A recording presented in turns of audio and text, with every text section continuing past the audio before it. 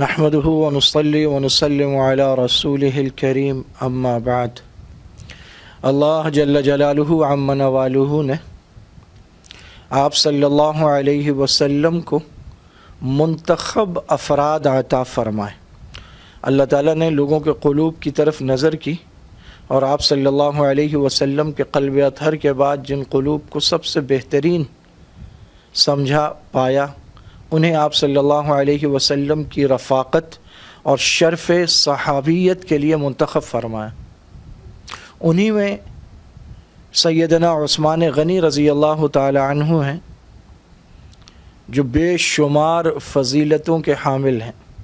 حضرت علی رضی اللہ تعالی عنہ خود روایت فرماتے ہیں کہ یہ وہ جوان ہے جو ملائے اعلیٰ میں آسمانوں پر فرشتوں کے ہاں ذو النورین کے لقب سے مشہور و معروف ہے، اور حضرت عثمان غنی رضی اللہ تعالیٰ عنہ کا یہ لقب اس لیے ہے کہ پوری کائنات میں یہ اعزاز صرف حضرت عثمان غنی رضی اللہ تعالیٰ عنہ کو حاصل ہے کہ کسی نبی کی دو صاحبزادیاں، دو بیٹیاں یکے بعد دیگرے آپ کے نکاح میں آئی ہیں۔ حضرت عثمان کے سوا کوئی ایسا شخص کائنات میں نہیں گزرا کہ جس کے نکاح میں ایک نبی کی دو صاحبزادیاں آئیں۔ حضرت عثمان غنی رضی اللہ تعالی عنہ کے نکاح میں آپ صلی اللہ علیہ وسلم کی صاحبزادی حضرت رقیہ تھی، اور جب ان کا انتقال ہو گیا آپ بدر سے واپس تشریف لائے اور ان کا انتقال ہو گیا، تو اس کے کچھ عرصہ بعد آپ صلی اللہ علیہ وسلم نے فرمایا کہ عثمان، یہ جبرائیل آئے ہیں اور یہ کہہ رہے ہیں کہ اللہ تعالیٰ نے تمہارا رشتہ طے کر دیا ہے ام کلثوم سے اس مہر کی مثل جو رقیہ کا تھا، یعنی اتنے ہی مہر پر اللہ تعالیٰ نے یہ رشتہ طے کر دیا۔ لوگوں کا رشتہ والدین، اعزاء، اقربا، دوست، احباب کراتے ہیں۔ حضرت عثمان رضی اللہ تعالیٰ عنہ کا رشتہ امام الانبیاء کی صاحبزادی سے اللہ رب العزت نے طے کیا۔ جیش العسرہ غزوہ تبوک میں جو بہت ہی تنگی کا زمانہ تھا اور موسم بڑا سخت تھا، مسافت طویل تھی، راستہ ناہموار تھا اور حالات سازگار نہیں تھے، اس موقع پر آپ صلی اللہ علیہ وسلم نے فرمایا من جہز جیش العسرہ فلہ الجنہ، جو تنگی والے اس لشکر کا انتظام کرے گا اللہ تعالیٰ کی طرف سے اس کے لیے جنت ہوگی۔ حضرت عثمان رضی اللہ تعالیٰ عنہ 1000 اشرفیاں لا کر آپ صلی اللہ علیہ وسلم کی ایسے جھولی میں ڈال دی، ایسے کفوں میں چھپا کر لائے، چوغے کی کھلی کفیں ہوتی اس میں ایسے لائے اور لا کر ایسے کھولا تو وہ کفیں کھل گئیں اور جھولی میں ڈال دی۔ آپ صلی اللہ علیہ وسلم ان کو ایسے الٹ پلٹ رہے تھے اور آپ نے فرمایا ما ضر عثمان ما عمل بعد هذا اليوم، آج کے بعد عثمان کچھ کرتا رہے، عثمان کو کوئی مسئلہ نہیں ہے، عثمان کے لیے جنت ہے۔ مدینہ میں پانی کا مسئلہ تھا تو بیر رومہ ایک یہودی سے خرید کر مسلمانوں کے لیے وقف کر دیا۔ سونے کی کان تھی بیر رومہ جب میٹھا پانی دستیاب نہیں تھا، حضرت عثمان نے وقف کر دیا اللہ کی رضا کے لیے۔ مسجد نبوی کی زمین کی خریداری میں حضرت عثمان کا حصہ ہے۔ مسجد نبوی کی تعمیر حضرت عثمان رضی اللہ تعالیٰ عنہ 10 مہینے خود بھی لگے رہے، عمال مزدور لگائے، اس کے لیے سامان مہیا کرتے رہے۔ جامع قرآن آپ ہیں، جامع القرآن آپ ہیں، ناشر القرآن آپ ہیں۔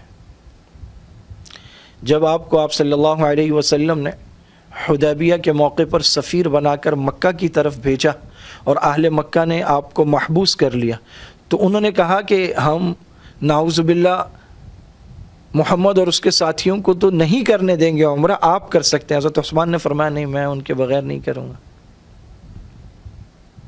اور پھر یہ افواہ اڑی کہ حضرت عثمان رضی اللہ تعالیٰ عنہ کو شہید کر دیا گیا، تو آپ صلی اللہ علیہ وسلم نے صحابہ سے اس بات پر بیعت لی کہ جب تک ہم عثمان کا بدلہ نہیں لیں گے واپس نہیں جائیں گے۔ 1400 صحابہ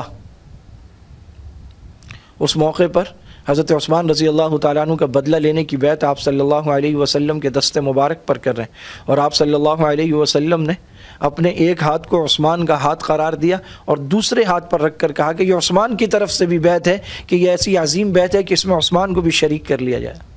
اپنے دست مبارک کو حضرت عثمان کا ہاتھ قرار دیا۔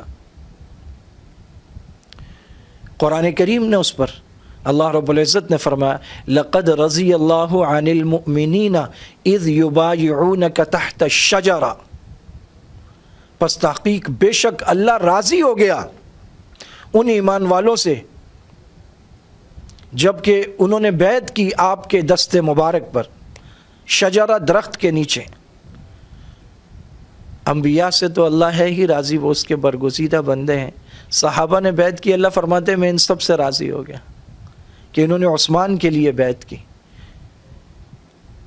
رسول اللہ کا ذکر ہے، صحابہ کا ذکر ہے، ساتھ میں شجرہ کا بھی ذکر ہے، وہ ببول کا درخت، وہ کانٹے دار درخت، اس کا بھی ذکر ہے۔ تحت الشجرہ، قرآن میں ذکر آ گیا شجرہ کا، جس کے نیچے حضرت عثمان کے انتقام اور بدلے اور حضرت عثمان کی محبت میں تاریخ رقم کی گئی، اس درخت کا ذکر قرآن میں آ گیا۔ معلوم ہوا محبت عثمان کی نسبت وہ درخت کو بھی مل جائے تو معزز ہو جاتا ہے۔ حضرت عثمان رضی اللہ تعالیٰ عنہ کے بارے میں مفسر قرآن حضرت عبداللہ ابن عباس رضی اللہ تعالیٰ عنہما ارشاد فرماتے ہیں کہ یہ جو آیت مبارکہ ہے امن هو قانت آناء اللیل ساجدا وقائما یحذر الآخرہ ویرجو رحمت ربی، یہ آیت مبارکہ حضرت عثمان رضی اللہ تعالیٰ عنہ کے بارے میں نازل ہوئی ہے کہ وہ شخص جو راتوں کو اللہ کی بارگاہ میں کھڑا ہوتا ہے، سجدے کرتا ہے، رکوع کرتا ہے، عبادت کرتا ہے، اور وہ آخرت کے معاملے میں ڈرتا ہے، اپنے آپ کو گناہوں سے بچاتا ہے۔ حضرت عبداللہ ابن عباس اس امت کے سب سے بڑے مفسر قرآن ہیں، وہ فرماتے ہیں یہ حضرت عثمان رضی اللہ تعالیٰ عنہ کے بارے میں۔ جب قبر پر جاتے تو قبر کو دیکھ کر داڑھی مبارک آنسوؤں سے تر ہو جاتی، اتنا روتے پوری داڑھی آنسوؤں سے تر ہو جاتی۔ آپ صلی اللہ علیہ وسلم نے فرمایا ہر نبی کا ایک رفیق ہوگا جنت میں، لکل نبی رفیق، اور جنت میں میرا رفیق وہ عثمان ہوگا۔ حضرت عثمان رضی اللہ تعالیٰ عنہ کے بارے میں آتا ہے کہ تقریباً پورا قرآن کریم تہجد میں ختم فرمایا کرتے تھے۔ اللہ تعالیٰ نے ان حضرات کے اوقات میں کیسی برکت دی تھی۔ حضرت عثمان کو قرآن سے خصوصی شغف تھا، اسی لیے اللہ تعالیٰ نے نشر و اشاعت قرآن اور اس کو جمع کرنا اور پوری امت کو ان قراءات پر جمع کرنا، اس کی خدمت حضرت عثمان رضی اللہ تعالیٰ عنہ سے لی۔ عثمان بن عفان بن ابی العاص آپ صلی اللہ علیہ وسلم کے خاندان سے بڑی قریبی اور گہری رشتہ داری ہے حضرت عثمان غنی رضی اللہ تعالیٰ عنہ کی۔ اللہ رب العزت تمام صحابہ اکرام رضوان اللہ علیہم اجمعین کی سچی محبت اور کامل اتباع ہم سب کو نصیب فرمائے۔ وآخر دعوانا ان الحمدللہ رب العالمین۔